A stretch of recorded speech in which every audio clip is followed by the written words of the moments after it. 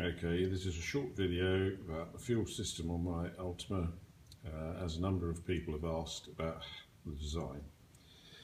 We're standing beside the passenger, i.e. left-hand side of the car.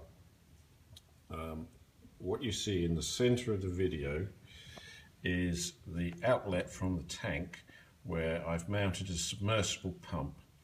The original fitting in there was for the fuel sender for the left-hand side tank. The pump is a submersible Aeromotive 340 pump, and as you can see, the fitting at the top is the electrical wiring coming out. That needs to be a special fitting that allows the wires out but no fuel. I know it looks a bit crude, but I actually made that fitting for the top there to attach the pipework to. It then routes out and round and comes into the swirl pot. The swirl pot, I believe, is similar, if not a standard factory one. So it comes into the top of the swirl pot.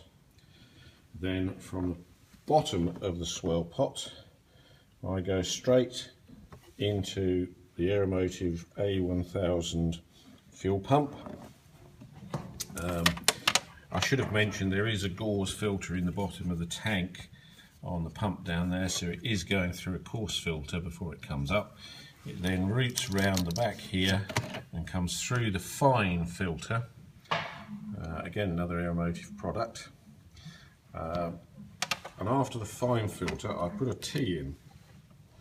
And from the T, it has a choice of going directly to the engine and the fuel rail, where it terminates. It does not return from the fuel rail.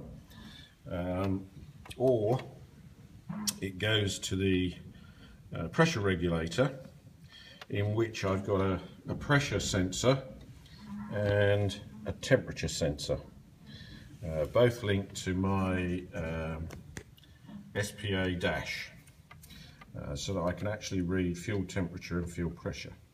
From the regulator, where it exits the bottom of the regulator, it comes up and re-enters the swirl pot at this point here.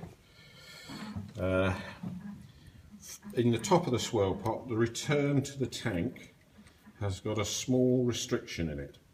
There's about a 2mm hole that allows air to vent back to the tank.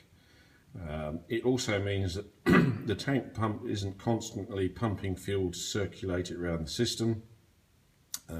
Basically, what is in the swirl pot is going to end up in the engine pretty much at some point in time.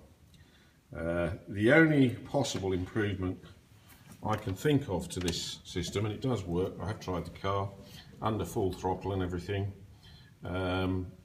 would be to control the high pressure pump so that it only pumps on demand almost, so that you actually reduce the volume of fluid going through the high pressure pump and therefore heating up through that system. The other advantage this has got is that it does sit right next to the side intake on the car, so when you're moving there is a good flow of air across the fuel pump. I did also put in some fairly serious heat shielding in the form of a big piece of stainless steel to protect the manifolds from radiating too much heat to this area. The tank itself is also insulated on the sides where it meets the engine. I do find this gold heat shield to be very, very effective. Horribly expensive, but very effective. Hopefully that will give everybody an idea of how the system works, because it's much easier than me explaining everything in writing. Cheers.